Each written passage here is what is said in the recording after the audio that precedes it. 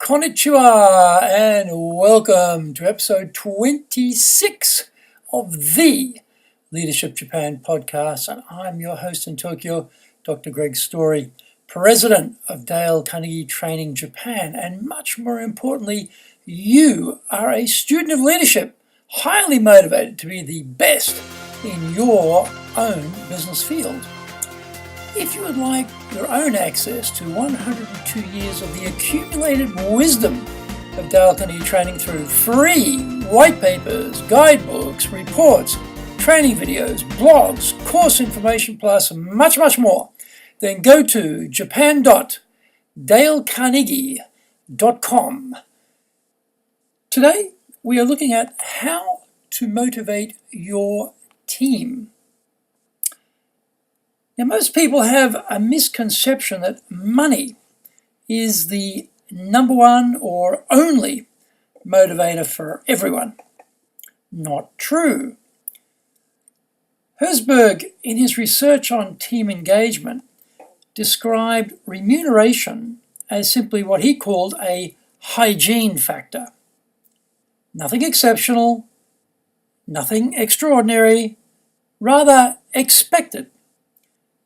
Now, of course, there will be a very small minority of people getting paid fabulous amounts and massive amounts of money who are totally motivated by the remuneration, but they are a very, very small percentage of people, and unless you have bags of money at your disposal to pay everybody huge sums, that's probably not how you're going to be thinking about motivating them.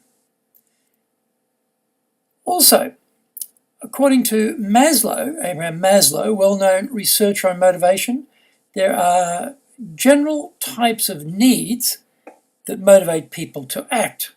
We're all probably very familiar with Maslow's hierarchy or his triangle. At the bottom, you've got the physiological, safety, love, esteem. As one desire gets satisfied, another pops up to take its place. So, money and job security fall into the first two categories and are easily satisfied. However, the more important needs that all people crave are love and esteem, and those are achieved by feeling recognized and appreciated. Interestingly, there are very few people walking around complaining about being too appreciated. As leaders, we don't do it enough, and we all know we should do it much, much more. The best way to provide recognition and appreciation is through the use of rewards. Now, to make our rewards work, we should follow a few basic guidelines.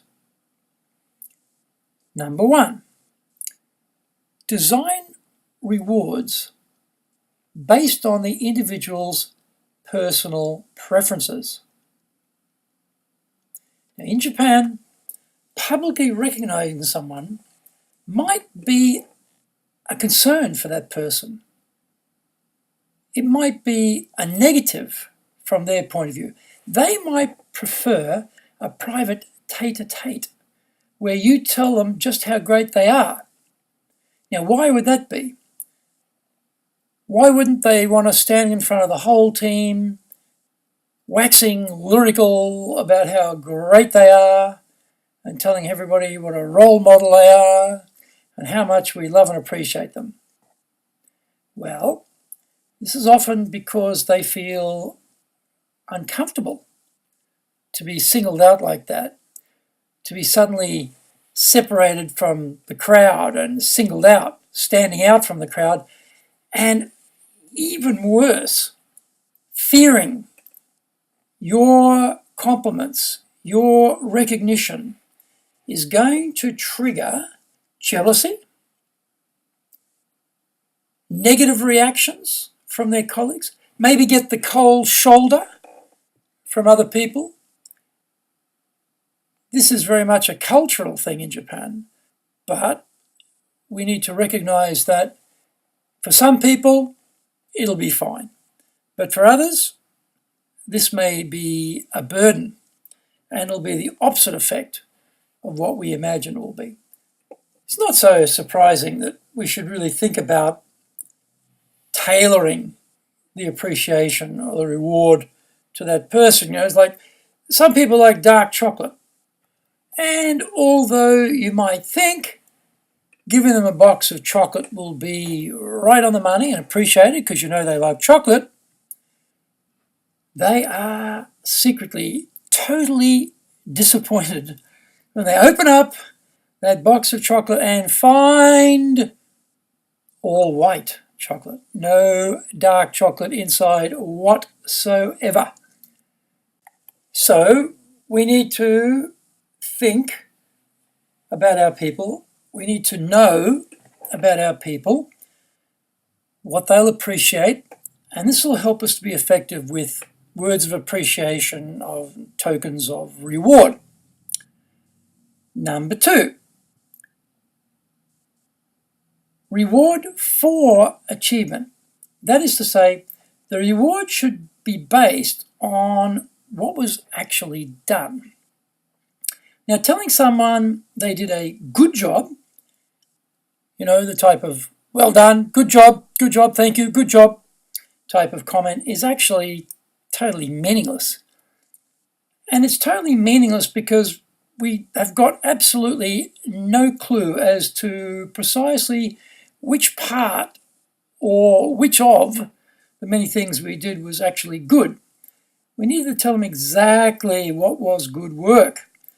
We do this because we want them to keep on repeating that. Now, it sometimes happens that we may have a view on something they're doing very well and they don't actually recognize it as good work. So alerting them to the fact that, hey, you're doing good work, they go, oh, okay, that's good. The chances are they will repeat it and keep repeating it.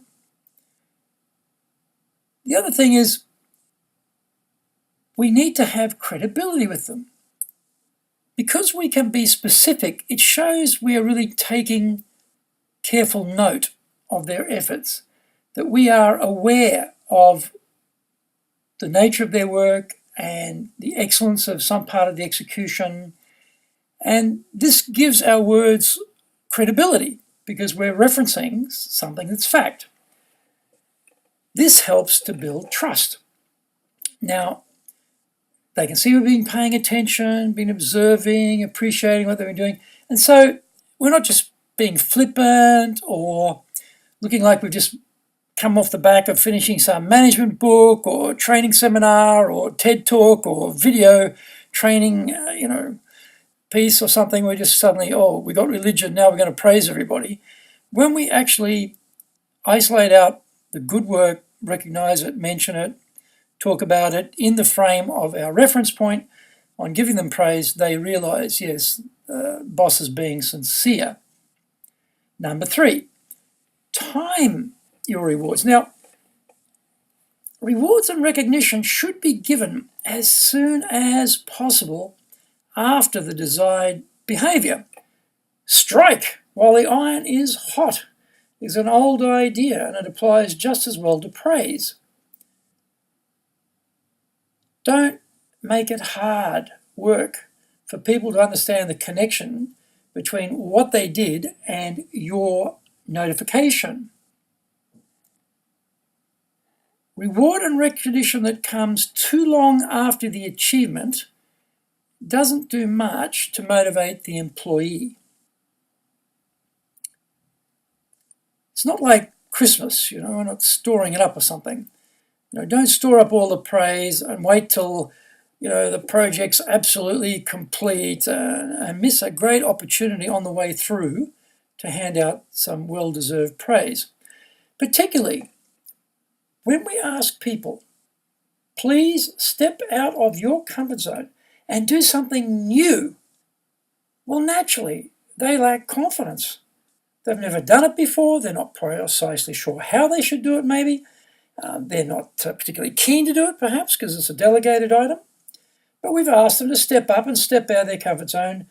And you and I need to be boosting their confidence at each stage to embolden them to push faster and push harder. So don't save up the praise to the very end when it's all over and done with. Get in throughout the project, finding the opportunity to recognize good work, bolster their confidence to keep going with this stepping out of the comfort zone new project they're working on. Get them to try harder at what they're doing. So, words of wisdom here: praise early, praise often. Number 4, involve employees or staff in decisions that directly affect them. Now, people have a strong need to belong. Make them feel like they are an important part of your business. We all support a world we create, so get them to have a sense of ownership, a sense of buy-in by involving them in the decision-making process.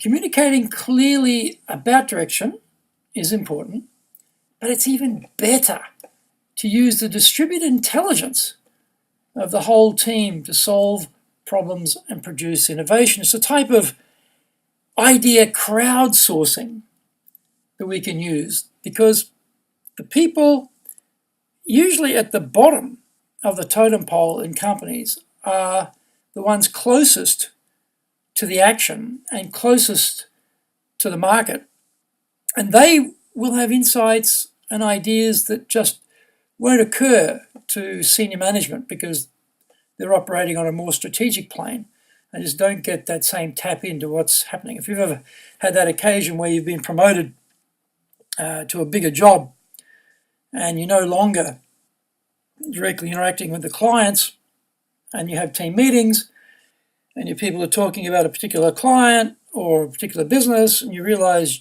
you haven't got a clue what is going on anymore. You're now out of the loop.